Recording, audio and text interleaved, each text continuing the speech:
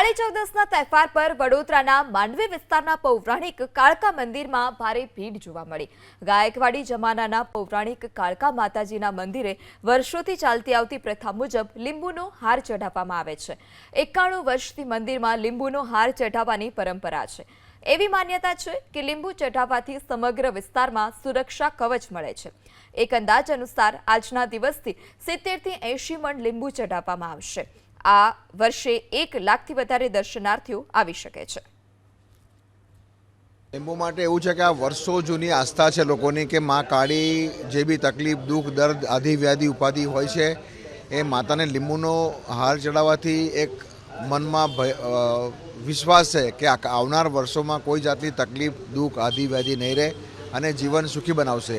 એટલે આ મંદિરમાં વર્ષોથી લોકો આવે છે, લગભગ 50-60 વર્ષથી આવે છે અને હાર માતાજીને ચડાવે છે। આ મંદિર ઘણું ગાયકવાડી અને પૌરાણિક મંદિર છે ને એ આસ્થાનું મોટું સ્થાન છે ને અહીંયા દરરોજ લોકો મંદિરે દર્શન કરવા આવે છે અને એમની મનોકામના પૂર્ણ થાય છે। એટલે આ મહાકાલી મંદિર બહુ પૌરાણિક છે ને તે વડોદરા માટે બહુ સાર્વજનિક સુખ આપનારું છે। બધી શક્તિઓ અમને મળી રહે અને અમને મદદ કરે અને આખું વર્ષ અમાને રક્ષા થાય અને કોઈ પણ ખરાબ શક્તિ અમને અસર ન કરી જાય એ માટે આપ અમારું રક્ષણ કરો।